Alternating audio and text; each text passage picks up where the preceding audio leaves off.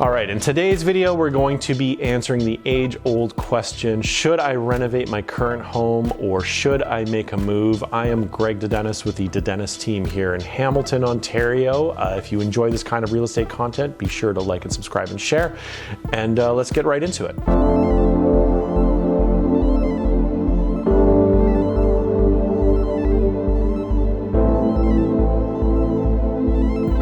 Renovating versus buying. Typically, this can be the first point of contact where we start speaking with our clients. Maybe there's something in your life that's causing you to, the house doesn't quite fit your needs. Maybe there's one more bathroom that's needed. Maybe a family member or a friend has moved in with you. You need a little bit more living space. Or maybe, some pros and cons to renovating versus moving. Let's look at renovating first. A couple questions you want to ask yourself before you embark on a renovation is this a home that I am planning on staying in for at least 5 to 10 more years? What is the overall square footage? Where is the home actually located?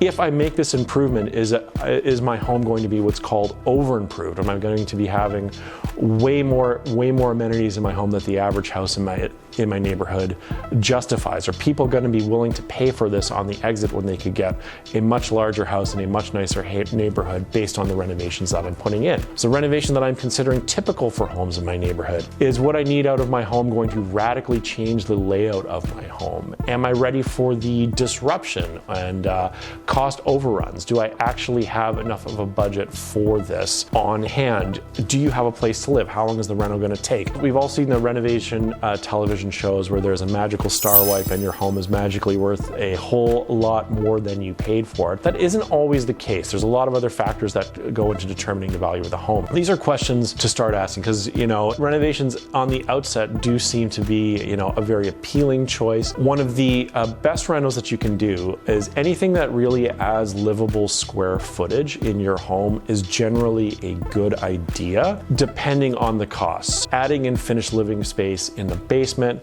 perhaps doing a sunroom addition, perhaps, finishing a third floor loft space, something that is there already that in the past hasn't been used but could be converted into usable living space. Is there a detached garage that could be insulated, have a heat pump for like a recreation area? Something like that is already there, but of course we don't want to take away parking spots. Never do that, bad idea. It's not uncommon to see homes that have, radically over improved themselves, maybe spending $1, $2, $3, $4, $500,000 renovations on $500,000 houses in neighborhoods where the average sales price is only $750,000. That is typically not a good idea. Also, on the other side of the coin, moving and paying an extra $250,000 to get an extra bedroom is probably not a great idea either. And when you do move, of course, there's costs associated. If you budget around $50,000 for a move, that's probably a safe ballpark for real estate fees, moving costs, and closing costs. And then, of course, there's the added down payment on that new home. And looking at those numbers really, really closely. So,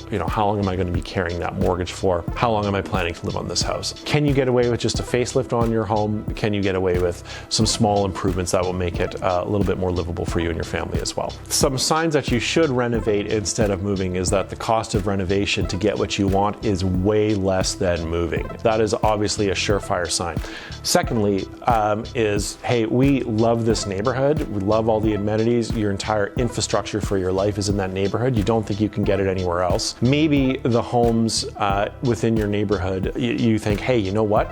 If we add this, then we're going to kind of move up in terms of the quality of home in the neighborhood. That is a reason to take on those renovations as long as you're not over improving your home. Maybe it is the best location for you. Long term, you can add more living space for multi-generational family living. That's another good reason to consider renovating. Maybe it's something that you've always wanted to do. That could be a reason in of itself, and you're not radically changing the layout of your home. Things to avoid when you're renovating is don't over improve your home, taking on way more debt than you would as if you were going to move. Radically changing the layout of the home is usually not advisable as well, and one where you don't intend to stay very long. If you're curious about what renovations to do, if you're thinking of selling, we do have another video that goes over bang for buck renovations. If you're thinking thinking about selling in the short term, be sure to click that link. So signs that it's time for a sell versus a renovation. Maybe you're just a person who's like, you know what, I cannot imagine living in dust and that level of disruption. I'm way too risk averse to handle the extra costs that will inevitably come with a renovation. Maybe I'm not interested in project creep at all. I know as soon as that wall comes down between the kitchen and the dining room, I'm probably going to want to just gut my entire house. Maybe I need a predictable, stable space, and I work from home. I can't have this level of disruption. Or maybe I have a family and I can't ask my family to live in the basement on cots for 6 to 8 months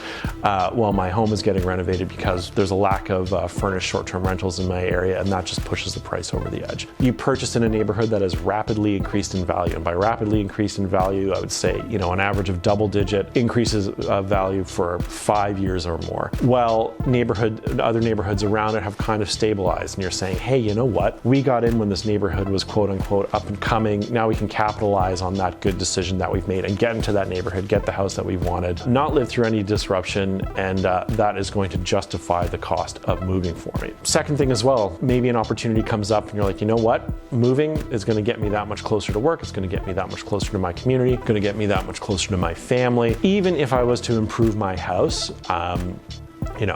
this makes sense for me to make this move right now. And a third reason would be my house was already kind of maxed out on improvements when I purchased. There isn't really anything for me left to do here. It seems like prices around me have gone up. I already have this great place.